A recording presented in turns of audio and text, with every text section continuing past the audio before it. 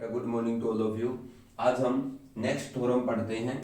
कल हमने दो थ्योरम पढ़ी हैं, अब ये नेक्स्ट थ्योरम देखिए। ये क्या कहती है, ये हमारा कन्वर्स है थेल्स थ्योरम का। ये जो स्टेटमेंट है बेटा, ये क्या है, this is converse of BPT कह लो, चाहे आप इसको क्या कह लीजिए, थेल्स थ्योरम। ठीक है, ये थेल्स थ्योरम का कन्वर्स है। क्या स्टेटमेंट होगी थेल्स थ्योरम के कन्वर्स की? If A line divides any two side of a triangle in the same ratio then it must be parallel to third side। मतलब according to the converse of Thales theorem, अगर कोई line triangle की दो side को same ratio में divide करेगी तो वो ट्रायंगल की तीसरी साइड के पैरेलल होगी। अब इस बात को हम क्या करेंगे, प्रूव करके दिखाएंगे कि जब कोई लाइन ट्रायंगल की दो साइड को सेम रेशियो में डिवाइड करेगी तो वो ट्रायंगल की तीसरी साइड के क्या होगी, पैरेलल होगी। अब इस चीज को हम मैथमेटिकली क्या करेंगे, प्रूव करेंगे। तो देखिएगा, हम इस चीज को प्रूव करने के लिए क्या करेंगे बेटा, एक ट्रायंगल लेंगे ए बी सी।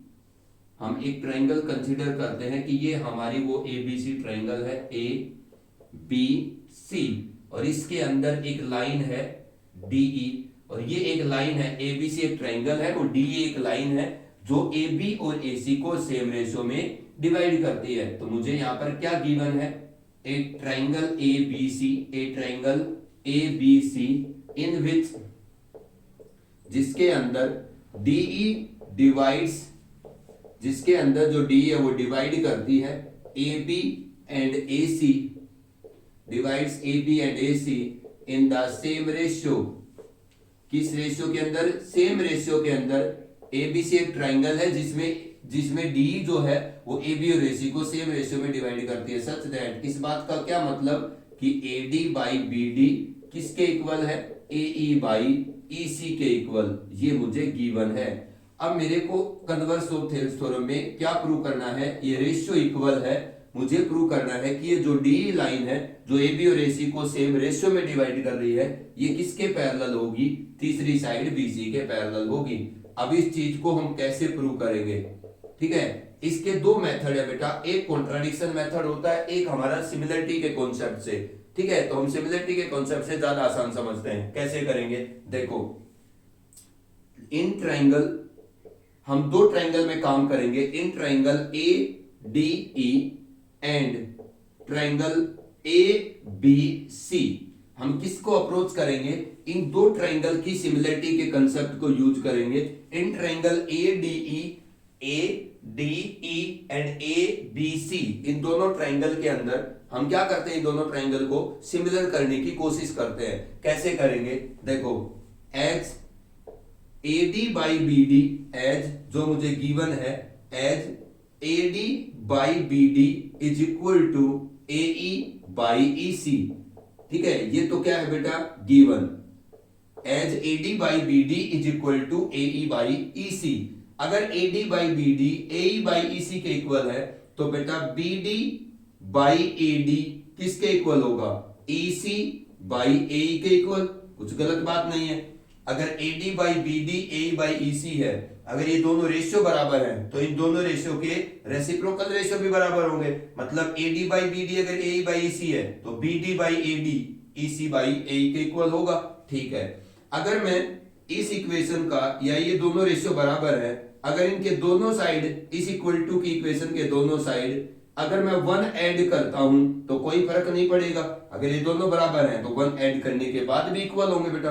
अब 1 ऐड करोगे तो B D A D LCM आएगा, तो plus A D divide by A D is equal to E C plus A E C plus A E divide by A E, यही आएगा। What is A D plus B D, A D ये है plus B D, that is the complete length बेटा A B divide by A D is equal to E C plus A ई, ये ई C है plus A ई, तो क्या कहलाएगा ये ए सी divide by A ई।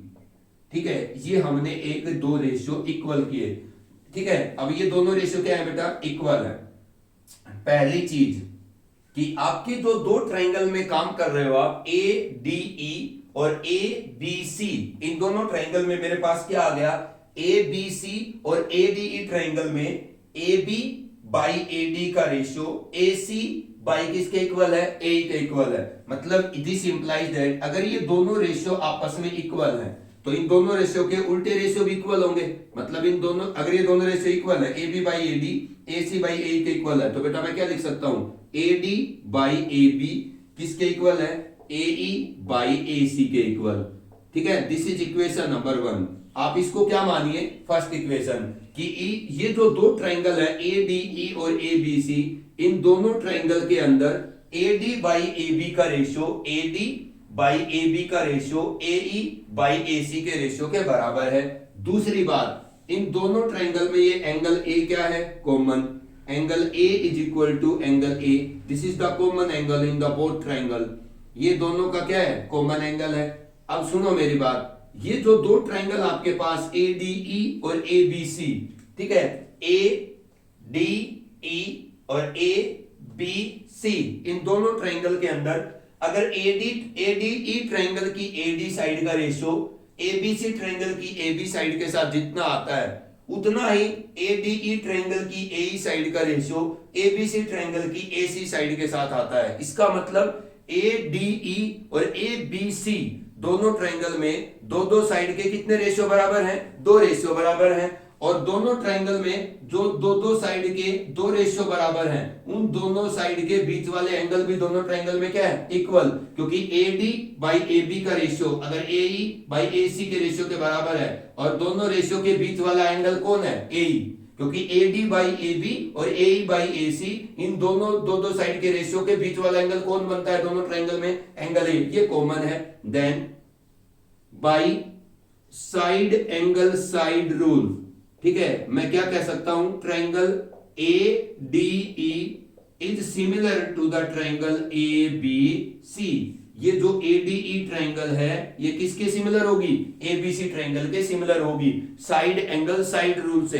क्यों, क्योंकि दो साइड के दो रेशियो बराबर है और उन दोनों जो दो साइड के दो रेशियो बराबर है उनके बीच वाले एंगल भी बराबर है। उनके बीच वाला एंगल क्या है, दोनों ट्राइंगल में ए, एंगल ए कॉमन है दोनों में। अब साइड एंगल साइड रूल से ये दोनों ट्राइंगल क्या होगा बेटा, सिमिलर। अगर ये दोनों ट्राइंगल सिमिलर हैं किसी भी रूल से, ठीक है, तो ए डी ई ट्राइंगल अगर ए बी सी ट्राइंगल के क्या आ गई, सिमिलर आ गई, तो ए डी ई ट्राइंगल का एंगल डी, ठीक है, और ए बी सी ट्राइंगल का एंगल बी कोरस्पोंडिंग एंगल होंगे। देखो अगर A D E triangle A B C triangle के इन्हीं सिंबॉलिक फॉर्म से सिमिलर है, तो देखो अगर ये दोनों ट्राइंगल सिमिलर हैं इन सिंबॉलिक फॉर्म से, तो एंगल ए के कोरस्पोंडिंग उस ट्राइंगल में कौन है, एंगल ए। एंगल डी के कोरस्पोंडिंग उस ट्राइंगल में कौन है, एंगल बी। एंगल ई के कोरस्पोंडिंग उस ट्राइंगल में कौन है बेटा, सी। अच्छा, पहली ट्राइंगल की ए डी साइड के कोरस्पोंडिंग कौन बनाया, ए बी। डी के कोरस्पोंडिंग कौन है, बी सी। और पहली ट्राइंगल की तीसरी साइड ए के कोरस्पोंडिंग कौन है, ए सी। ये ध्यान रखना। अब अगर ये दोनों ट्राइंगल सिमिलर आ गई इस सिंबॉलिक फॉर्म से, तो ए डी ई ट्राइंगल का एंगल डी और angle A B C triangle का एंगल बी दोनों कोरस्पोंडिंग है। Angle A D E is equal to angle A B C. अगर ये दोनों ट्राइंगल सिमिलर हैं इन सिंबॉलिक फॉर्म से, तो A D E angle A D E triangle का और A B C angle A B C triangle का बराबर होगा, किससे, by C P S T, corresponding part of a similar triangle. अगर ये दोनों ट्राइंगल इस सिंबॉलिक फॉर्म से सिमिलर हैं, तो ये A D E angle A B C angle के बराबर होगा, क्योंकि ये क्या है, कोरस्पोंडिंग पार्ट है सिमिलर ट्राइंगल के। अगर ये दोनों एंगल बराबर हैं, तो तुम एक बात बताओ मेरे को कि ये दोनों एंगल अगर इक्वल हैं, ठीक है, तो ये जो आपकी ए बी लाइन है ये क्या है, ट्रांसवर्सल है। किसके लिए, डीई और बीसी के लिए। देखो ये एंगल और ये एंगल दोनों इक्वल आ गए by C P S T से। अब ये जो डी है और ये जो बीसी है, इसके लिए ए बी क्या है, ट्रांसवर्सल। अब देखो अगर डी और बीसी दोनों के लिए ए बी ट्रांसवर्सल है, तो इस ए बी ट्रांसवर्सल के सेम साइड में इन दोनों लाइन के ऊपर वाले एंगल क्या कहलाएंगे, कोरस्पोंडिंग पेयर। अगर आपके पास समझो तुम ये दो लाइन है और ये लाइन दोनों को क्या करती है, दो अलग अलग पॉइंट ए और बी पर क्या करती है, इंटरसेक्ट करती है। मतलब ये पॉइंट तो हमारा डी है, डी और ई पर क्या करती है, इंटरसेक्ट करती है। तो दोनों लाइन के ऊपर ऊपर वाले एंगल क्या कहलाते हैं, कोरस्पोंडिंग पेयर।